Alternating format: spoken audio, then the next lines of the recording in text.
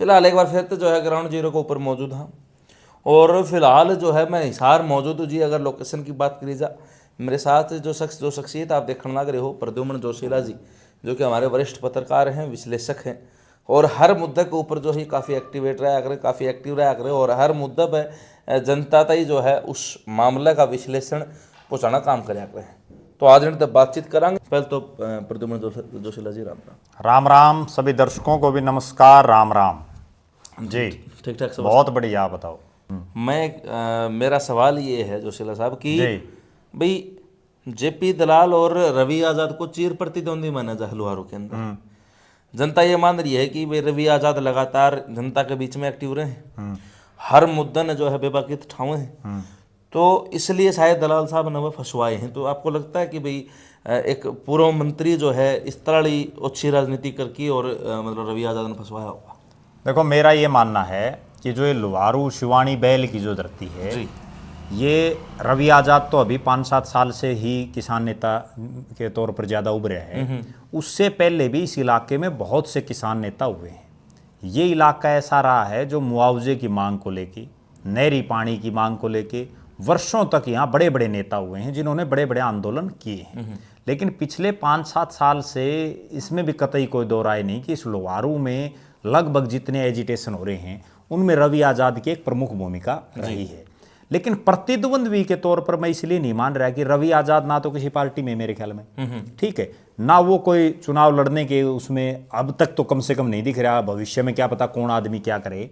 और जेपी दलाल तो यहाँ लगातार जो है पिछले 4 चुनाव लड़ चुके हैं लगातार जी। ठीक है। और इस पूरे लोहारू में अभी आज के सीन में अगर देखें, लगातार 4 चुनाव लड़ने वाला जेपी दलाल इकलौता नेता है ठीक है।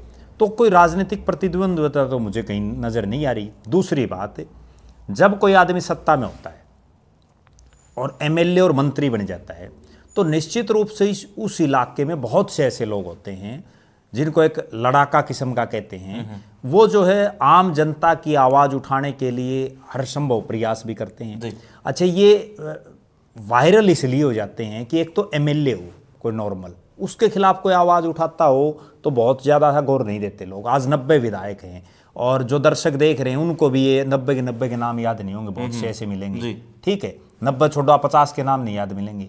लेकिन कोई मंत्री बन जाता है और वो भी एक पावरफुल मंत्री हो तो उसके खिलाफ अगर कोई आदमी लगातार बोल रहा है किसी भी मामले को लेकर, और वो उसी का डिपार्टमेंट कृषि से संबंधित था लगभग मामला, तब जो है वो एकदम से हाइप एक क्रिएट हो जाती है और वो एक नेता बन जाता है। तो रवि आज़ाद भी इसी तरह से एक नेता बना। लोहारू में जो आंदोलन होते रहे उसके बाद जो है वो प्रदेश स्तर में अलग अलग इलाकों में जाता रहा। तो जो आपने प्रश्न पूछा कि भाई जेपी दलाल ने उनको फंसवा दिया हो, इस तरह की चर्चाएं हैं। मेरा निजी रूप से ये मानना है कि कोई भी शख्स जो राजनीति करता है और जो आज किसी पद पर नहीं हो, भाई उसको भी शायद संभवतः इतनी बड़ी ताकत उसके पास नहीं होती कि वो किसी आदमी को यूं ही किसी को फंसवा दे। मेरा निजी रूप से मानना है। और अगर वो फंसवाने वाली पे आ जाए, भाई वो इतना ही ताकतवर है, जैसे रवि आजाद भी बार बार बोल रहा है, उसके समर्थक भी बहुत बोल रहे हैं, अगर वो इतना ताकतवर है कि वो फंसवा सकता है तो फिर वो ये पंचायत और इससे पहले जो धाराएं इस मामले में लगी हुई हैं उसमें तो तुरंत गिरफ्तारी है। ये पंचायतें नहीं होने देते। इतने दिन लाइव आने का और पत्रकारों को इंटरव्यू देने का समय थोड़ी मिलता। सोचने की बात है, ये बहुत गंभीर ठीक है। दूसरी तरफ रवि आजाद और जेपी दलाल का मेरे ख्याल में कोई बिजनेस पार्टनर भी नहीं होंगे ठीक है। कोई आपस में इनकी राजनीति में भी कोई वो नहीं होगी। वो अपने आंदोलन लड़ रहा है, वो अपनी राजनीति कर रहा है। मेरा तो निजी रूप से ये मानना है कि सही तो जेपी दलाल बता सकता है या रवि आजाद बता सकता है या वो पुलिस वाले बता सकते हैं जो इन्वेस्टिगेशन कर रहे हैं। भाई एक चीज़ और है ना जोशीला साहब, भाई उस महापंचायत के अंदर एक इंसिडेंट और होया था, आपको याद होगा, जो एक लुगाई और एक आदमी के बीच में होया। तो उसके बाद में भी यह बात कही गई, रवि आजाद ने भी यह बात कही, जो किलका था उसने, भाई साहब ने भी यह बात कही, भैया जेपी दलाल की बेजोड़ी है। तो क्या इस तरह की चीज़ भी पंचायत में? देखो, आपको एक बात बताता हूँ। पहली बात तो कोई भी पंचायत हो उसमें जो आदमी आता है उसमें एक तो यूं नहीं है भाई कोई यूं नोटेड हो भाई ये आदमी पंचायत में आएंगे। वो तो जब सतगामा की पंचायत थी और उसमें सतगामा से बाहर के भी बहुत लोग थे, ठीक है ना। दूसरी बात, वो जो महिला आई हुई थी और जो वीडियो वायरल है उसमें बिल्कुल स्पष्ट चीज दिख रही है कि वो ओका पीने के लिए जो है आंगन बढ़ा है और उस टाइम पर उनका आपस में विवाद हो, वो तुरंत भी समाधान हो सकता था उसी समय। सिर्फ इतना ही तो कहना था भाई कोई बात नहीं, उन पंचायतिया ने वह ओका पियो था, होगी वे गलती, ठीक है। उस महिला को भी मेरा ये मानना है कि एकदम से इतना उत्तेजित नहीं होना चाहिए था। मतलब जिस ढंग से वो एकदम से हुई ना जी, तुरंत, और बहुत ज्यादा फिर वो एपिसोड हुआ, उसकी तो किसी ने सुनी ही नहीं। सुननी तो उसकी भी चाहिए थी। असली पंचायती कौन होते हैं? एक बहुत बड़ी बात मैं बताऊं, जो आदमी इतने गंभीर आरोप लगा रखेंगे किसी शिकायतकर्ता ने और उसका फैसला करने के लिए बैठे हैं, वो पंचायती, ये जो एक महिला का और जो एक पूर्व जिला पार्षद सुरेंद्र किल का, उनका जो ये आपस में था मामला, इसी का फैसला नहीं करवा पाए वहां। उसके बाद मैं सुन रहा था उन्होंने क्या बोला, भाई इसकी जो FIR कटवाना, यही बोले ना जी, वहां तो FIR कटवाने की बात कर रहे हैं। और वहां जिस शख्स ने FIR, जिन्होंने FIR कटवा रखी है, उसमें वो पंचायती खुद फैसला दे रहे हैं। आपस में अंतर्द्वंद्व है ना दोनों बातों में। अगर वो इतने बड़े पंचायती थे, पहले तो वो उस मामले का जो पंचायत में उसी का कर लेते जी। अच्छा, एक बात और है, बार बार JP दलाल ने भेज रखे हैं, JP दलाल ने भेज रखे हैं, JP दलाल ने, इस तरह की बातें चल रही हैं। भाई JP दलाल इतना कितना बड़ा आदमी हो गया, ये पंचायती JP दलाल तभी तो पूछ सकते हैं, ये नहीं पूछ सकते। अगर ये वास्तव में पंचायती हैं और वास्तव में ये न्याय दिलाना चाहते हैं, ये JP दलाल से सीधी बात क्यों नहीं करते? ये दलाल साहब, आपके ऊपर ये उंगली उठ रही है, आप बताओ। अपना आप दूध का दूध, पानी का पानी हो जाएगा। मतलब कोई भी चीज हो जाए। अब वो उस महिला को भी बोला JP दलाल ने भेज दिया। अगर उस पंचायत में 10 आदमी और मान लो बोल पड़ते, को प्रश्न पूछ लेते, तो क्या वो भी JP दलाल ने भेज रखे थे? मैंने जो शुरू में एक बात कही कि पंचायतियों का आज के दिन सिस्टम ये हो गया, जो जिसको बुलाता है ना, लगभग उसी के पक्ष में बोलते हैं, क्रॉस क्वेश्चन तो कोई करता ही नहीं। जबकि होना ये चाहिए कि वो न्याय की मूर्ति हैं एक तरह से, ठीक है ना, उनको हक की बात रखनी चाहिए। और उन पंचायतियों को भाई बाद में करांगे, बाकी तो पहले तो ये जो मामला है इसी को देखेंगे। वो एक महिला बैठी है, वो जिस ढंग से वो ओका पी रहा है उसमें स्पष्ट दिख रहा है, ठीक है। दोनों को उस मामले में अपना अपना स्पष्टीकरण वहीं लेना चाहिए था। क्यों नहीं उसकी बात सुनी? वो महिला भी तो यूं बोल रही है, भाई मेरी बात सुनो, क्यों नहीं सुनी उसकी? पंचायतियों को पहले तो उस पंचायत में जो आ रहे हैं उसमें थोड़ा बहुत तो सोचना चाहिए। हाँ, मैं ये भी मानता हूं कि वो पंचायत इस मामले को लेकर के थी, लेकिन जब इस मामले को पंचायत हो रही है, हर कोई नया एपिसोड उसी पंचायत के अंदर ही हो गया, तो उसमें 10 मिनट उनकी भी सुन लेते।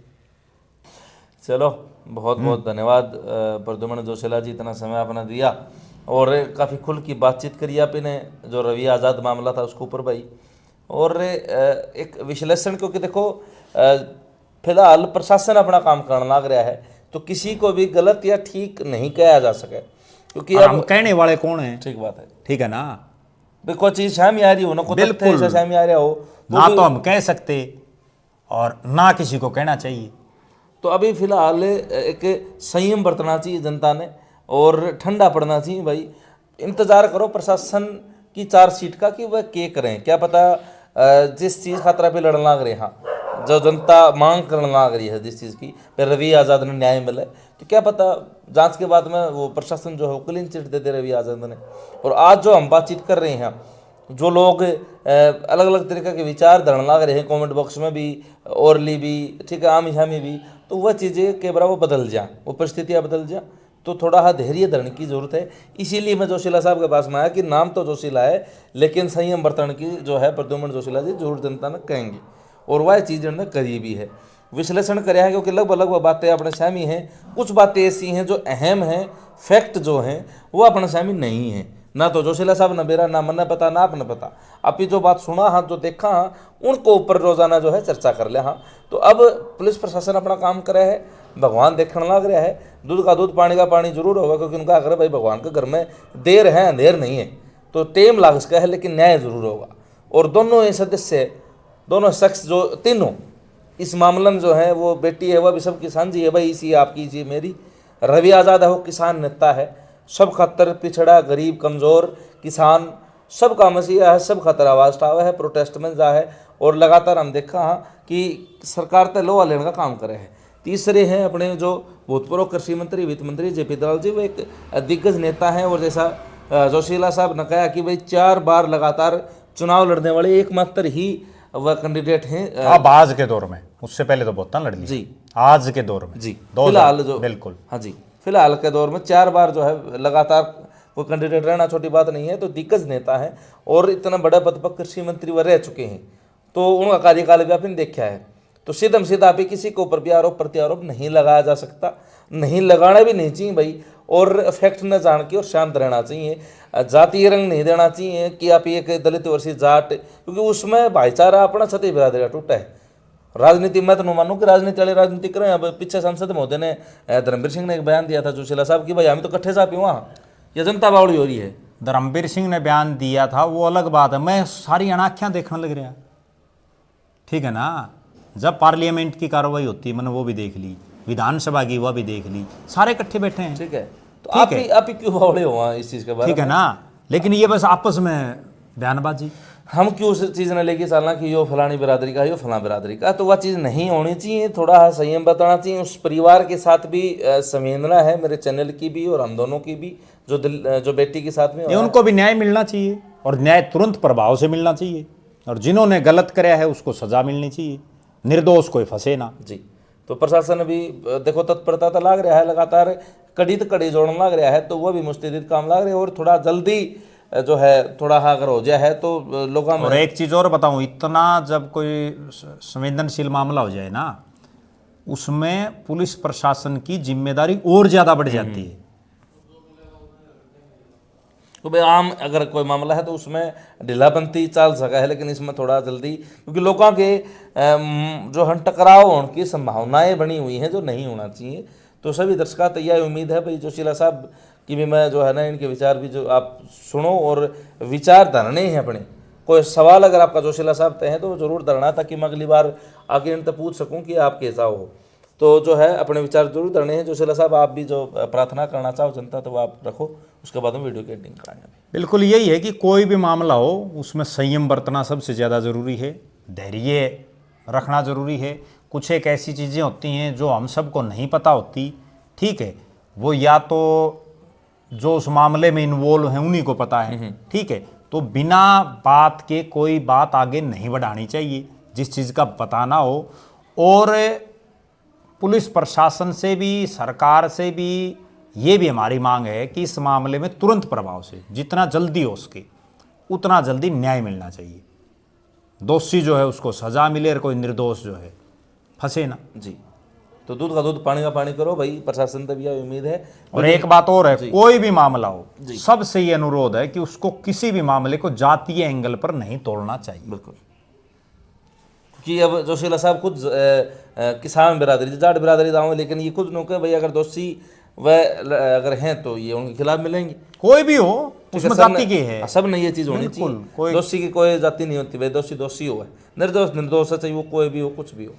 तो अपनी राय करनी है, वीडियो शेयर करनी, चैनल सब्सक्राइब करना, सारे दर्शकों से चेताई बाण बने राम राम जी।